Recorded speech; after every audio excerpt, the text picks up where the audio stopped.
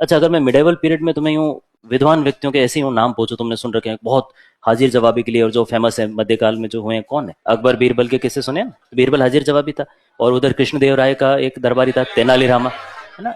उसी तरह से मियाँ बुआ भी फेमस था, बहुत यूं हाजिर जवाब। किसी भी समस्या का समाधान अगर चाहिए तो मियाँ बुआ से ले लो, देने के लिए तैयार। फिर राजा महाराजा थोड़े कोड़िले भी होते थे, यूं परीक्षाएं लेते रहते थे। जैसे बीरबल की अकबर ने कितनी बार परीक्षा ली, इधर सिकंदर लोदी ने भी मियाँ बुआ की एक बार परीक्षा लेने के बारे में सोचा।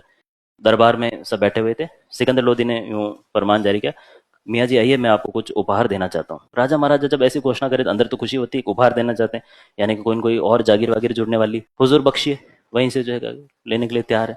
नहीं कहा, आप पास आओ। तब माता ठनका, पास आके जागीर घोषणा करनी वहीं से कर दे, जाके लेनी। अब आओ भाई, राजा ने बुलाया। आए हुजूर। नहीं, थोड़ा और पास आओ, हाथ आगे करो। कहा, हाथ में क्या पकड़ाने वाला है जो है ये, तो ये और जो है अब मियाँ जी की टेंशन हुई। हाथ में तो ऐसा तो क्या उपहार, दो चार सिक्के आएंगे हाथ में, तो और क्या आएंगे ज्यादा से ज्यादा। चलो भाई, अब दे रहे हैं तो लाओ भाई, दो। और हाथ में रखा एक सिर्फ मोट का दाना, एक मोट का दाना। मोट होता ना अपने जो नमकीन बनती बीकाजी वाली, तो एक मोट का दाना क्या करे? अगर तुम्हें दिया होता तो फाकी मारते ना अपने। तुम्हें क्या, मुझे दिया होता तो मैं भी फाकी मार जाता। उसको अवेयर कहाँ, जेब में रखो तो वापस मिले, और नहीं तो मौत का दाना तो खा जाते हैं। और इतिहास फाकी मारने वालों को याद नहीं करता, ये ध्यान रखना। ये मियाँ बुआ है, इन्होंने मौत के दाने की फाकी नहीं मारी। इन्होंने क्या किया, उस तरह से सोचो कि ये गए घर पे, बगीचे का एक पोर्शन इन्होंने तैयार करवाया, वहां पे उस मौत के दाने को बोया, चार गुलामों की ड्यूटी लगा दी, बारी बारी से तुम इस पे नजर रखोगे, और बाल भी बांका नहीं होना चाहिए। और 3 महीने में मौत लगभग पक जाते हैं, तो 2-3 मुट्ठी जो है मौत के दाने हो गए। एक से कितने हो गए अब? 2-3 मुट्ठी। और पूरे बगीचे में उन्होंने जो है वो मौत बो दी अगले साल, और उससे उनके 40-50 किलो के आसपास जो है वो मोट आ गए। तो एक मोट के दाने से 40-50 किलो तक पहुंच चुके।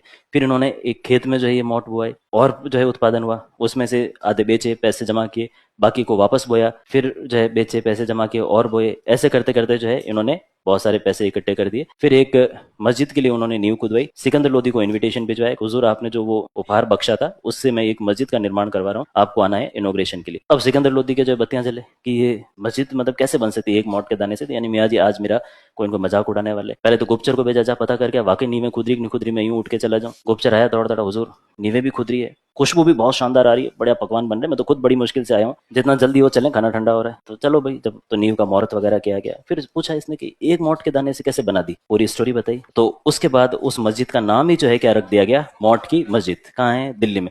तो यानी ये शो करता है कि अगर हमारी वाकई इन्वेस्टमेंट करने की नीयत है, समझ है, तो हम 1 रुपए से भी जो है कहाँ पहुंच सकते हैं। एक मोट के दाने से आदमी यहाँ पहुंच सकता है। और जितने भी बड़े इन्वेस्टर्स देखो, उन्होंने कितने से, वॉरेन बफेट ने 2-2 हज़ार डॉलर से शुरू किया, और आज दुनिया के सबसे नंबर अमीर भी रहे हुए बीच में। तो वहां तक पहुंचा जा सकता है, पर इन्वेस्टमेंट करना आना चाहिए। तो पैसे कमाने से पैसे वाले नहीं बना जाता है, इन्वेस्टमेंट जिसको करना आएगा वो जो है पैसे वाला बन जाएगा, जो मुझे बिल्कुल नहीं आता है।